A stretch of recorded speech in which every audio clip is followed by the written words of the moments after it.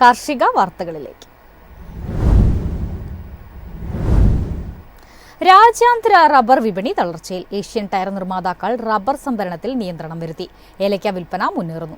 ഇറക്കുമതി കുരുമുളകിൽ നിയമ ഭേദഗതിക്ക് തയ്യാറെടുത്ത കേന്ദ്രം. സംസ്ഥാനത്തെ റബ്ബർ വിപണികളിൽ വിൽപ്പനക്കാരുടെ അഭാവം തുടരുന്നതിനാൽ ഉത്തരേന്ത്യൻ വ്യാപാരികളും ടയർ നിർമ്മാതാക്കളും ഷീറ്റും ലാറ്റക്സും ശേഖരിക്കാൻ രംഗത്തുണ്ട്. പ്രതികൂല കാലാവസ്ഥ മൂലം വരും മാസങ്ങളിൽ ടാപ്പിംഗ് പൂർണ്ണമായി സ്തംഭിക്കുന്നതിനാൽ ചരക്ക് ക്ഷാമം രൂക്ഷമാകുന്ന ഭീതിയും വ്യവസായങ്ങളിൽ നിലനിൽക്കുന്നു. 4ാം ഗ്രേഡ് 19,200 രൂപയിൽ നിന്നുയർന്ന് വിപണനം നടന്നു. രാജ്യാന്തര റബ്ബർ വിപണി തളർച്ചയിലാണ്. ചൈനീസ് വാഹന വിൽപ്പന ജനുവരിയിൽ ചുരുങ്ങിയ വിവരം പുറത്തുവന്നതോടെ ഏഷ്യൻ ടയർ നിർമ്മാതാക്കൾ റബ്ബർ സംഭരണത്തിൽ നിയന്ത്രണം വരുത്തി. മുഖ്യ കയറ്റുമതി വിപണിയായ ബാങ്കോക്കിൽ നിരക്ക് 21,004 രൂപയായി താഴ്ന്നു. പ്രമുഖ അവധി വ്യാപാര കേന്ദ്രമായ ജപ്പാനിലെ ഒസാക്ക എക്സ്ചേഞ്ചിൽ വെള്ളിയാഴ്ച കിലോ 377 യെന്നിൽ ഇടപാടുകൾ നടന്ന റബ്ബർ ഇന്ന് 369 യെന്നിലേക്ക് ഇടിഞ്ഞു. ഉൽപാദന മേഖലയിൽ നടന്ന 2 ഏലക്ക ലേലങ്ങളിലായി ഏകദേശം 93,000 കിലോഗ്രാം ചരക്ക് വിൽപ്പനയ്ക്കിറങ്ങി. അതേസമയം വാരാന്ത്യം നടന്ന ലേലത്തിൽ വരവ് 500,000 കിലോയായിരുന്നു. ലേലത്തിൽ ആഭ്യന്തര വ്യാപാരികളും കയറ്റുമതിക്കാരും ചരക്കിനായി മത്സരിച്ചു. കാലാവസ്ഥ മാറ്റം ഉൽപാദനത്തെ ബാധിക്കുന്നതിനാൽ പരമാവധി ചരക്ക് സംഭരിക്കാൻ ഇടപാടുകാർ ഉത്സാഹിച്ചു. വണ്ടൻമേട്ടിൽ നടന്ന ലേലത്തിൽ മികച്ച ഇനങ്ങൾ കിലോ 3,251 രൂപയിലും ശരാശരി ഇനങ്ങൾ കിലോ 2,835 രൂപയിലും കൈമാറി. ഇറക്കുമതി നടത്തുന്ന കുരുമുളക് മൂല്യവർദ്ധിതമാക്കി 6 മാസ കാലയളവിൽ തിരിച്ചു കപ്പലിൽ കയറ്റുന്നതിന് ആവശ്യമായ നിയമ ഭേദഗതികൾക്ക് വാണിജ്യ മന്ത്രാലയം ഒരുങ്ങുന്നു. വിയറ്റ്നാം, ശ്രീലങ്ക, ബ്രസീൽ തുടങ്ങിയ രാജ്യങ്ങളിൽ നിന്നുള്ള വില കുറഞ്ഞ കുരുമുളകാണ് ആഭ്യന്തര വിപണിയിൽ ഇറക്കി വൻ ലാഭത്തിൽ വ്യവസായികൾ വിറ്റുമാറുന്നത്. ഇറക്കുമതി നയത്തിൽ ആവശ്യമായ ഭേദഗതികൾ വരുന്നതോടെ വിദേശ ഭീഷണിക്ക് ഒരു പരിധിവരെ നിയന്ത്രണം വരും. കർഷകർക്ക് അനുകൂലമായ കേന്ദ്ര നീക്കത്തെ തകർക്കാൻ വ്യവസായ ലോബി എല്ലായിടവും ഈ അവസരത്തിൽ പയറ്റാനിടയുണ്ട്. News desk, MyFin TV. സംസ്ഥാനത്ത് നേന്ത്രക്കായ്ക്ക് വില കുറയുന്നു. തമിഴ്നാട്ടിൽ നിന്നും വൻതോതിൽ നേന്ത്രക്കായ എത്തുന്നത് കേരളത്തിലെ കർഷകർക്ക് വെല്ലുവിളിയാകുന്നു. നീണ്ട ഇടവേളയ്ക്ക് ശേഷം ആഴ്ചകളോളം നേന്ത്രക്കായ്ക്ക് ഭേദപ്പെട്ട വിലയാണ് വിപണിയിലുണ്ടായിരുന്നത്. എന്നാൽ ഇപ്പോൾ വിലയിൽ ഇടിവുണ്ടായിക്കൊണ്ടിരിക്കുന്നുവെന്നാണ് വ്യാപാരികൾ വ്യക്തമാക്കുന്നത്.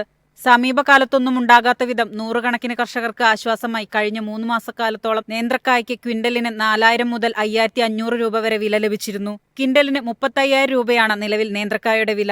കിലോയ്ക്ക് 70 രൂപ വരെയുണ്ടായിരുന്നത് ഇപ്പോൾ 51 രൂപയായി ഇടിഞ്ഞു. കായവില ഉയർന്ന അവസ്ഥയിൽ ഇത്രകാലം നിലനിന്നത് ചരിത്രത്തിൽ തന്നെ അപൂർവമാണെന്നാണ് വ്യാപാരികളുടെ പക്ഷം. ആവശ്യം വർദ്ധിച്ചതിനൊപ്പം അയൽ സംസ്ഥാനങ്ങളിൽ നിന്നുള്ള കായവരവ് കുറഞ്ഞതാണ് ഉയർന്ന വില ലഭിക്കാൻ കാരണം.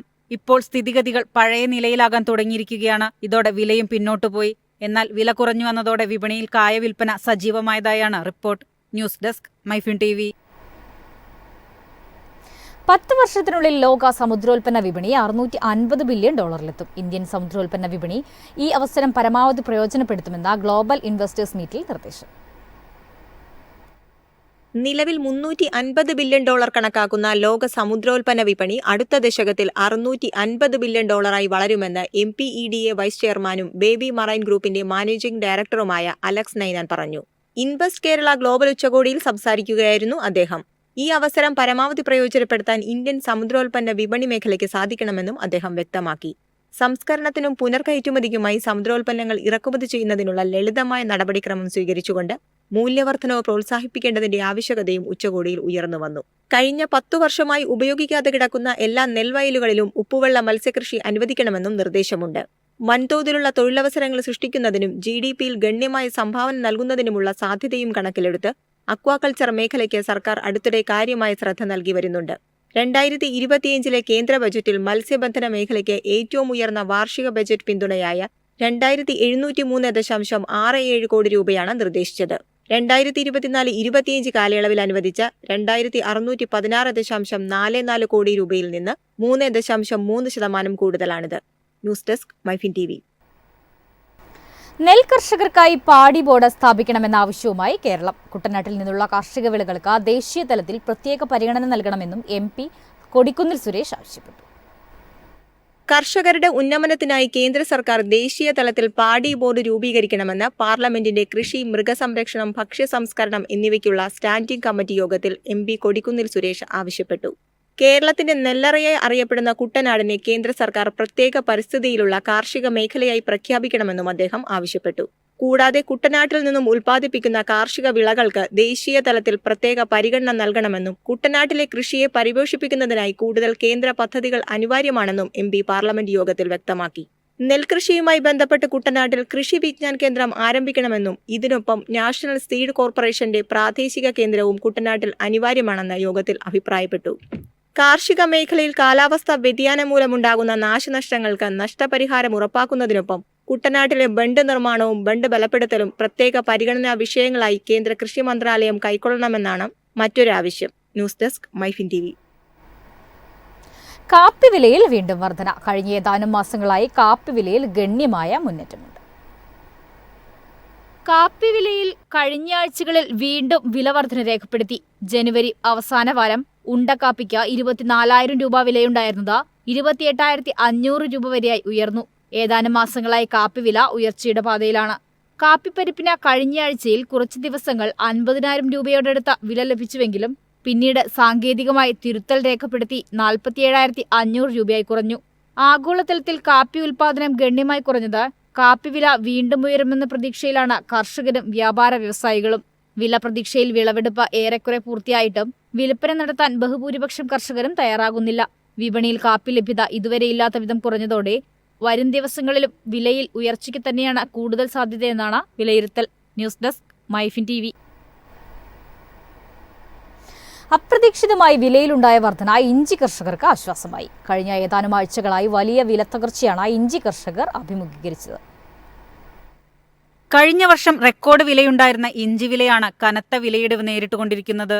എന്നാൽ അപ്രതീക്ഷിതമായുണ്ടായ വിലവർധന ആശ്വാസകരമായ നിലയിലെത്തിയിരിക്കുകയാണ്. ഇത്തവണ ഇഞ്ചി ഉൽപാദനം പല മടങ്ങായി വർദ്ധിച്ചുവെന്ന പ്രചാരണങ്ങളാണ് വിലയിടിവിന് കാരണമായതെന്നാണ് വ്യാപാരികൾ വ്യക്തമാക്കുന്നത്. എന്നാൽ മുൻവർഷങ്ങളെ അപേക്ഷിച്ച് ചെലവ് ഗണ്യമായി ഉയർന്നതോടെ കുറഞ്ഞ വിലയ്ക്ക് വിറ്റഴിക്കാൻ കർഷകർ മടി കാണിക്കുകയാണ്. വിപണി വിലയുടെ പകുതി പോലും കർഷകർക്ക് കിട്ടുന്നില്ലെന്നതാണ് ഇഞ്ചി കൃഷിയിലെ പ്രധാന വെല്ലുവിളി. ചെറുകിടക്കാരുടെ വിൽപ്പന ജനുവരിയോടെ അവസാനിച്ച മുറയ്ക്ക് ചരക്ക് ക്ഷാമം നേരിടുകയും വില ഉയർത്താൻ തുടങ്ങുകയും ചെയ്തു. ഒരു ഘട്ടത്തിൽ ചാക്കിന് 1000 രൂപ വരെ ഉയർന്നുവെങ്കിലും ഇപ്പോൾ 1700 മുതൽ 1800 രൂപയുടെ പരിധിയിലാണ് ഇഞ്ചി വില. News desk MyFin TV. കമ്പോള നിലവാരം. ഇന്നത്തെ കമ്പോള നിലവാരം. Rubber RSS 4 220, RSS 5 216, latex 157. ജാതിക്ക 300, ജാതിപത്രി 1100 മുതൽ 1200 വരെ, ഗ്രാമ്പൂ 900. അടയ്ക്ക 230, കാപ്പിക്കുരു 300, കൊക്കോ പരിപ്പ് 700.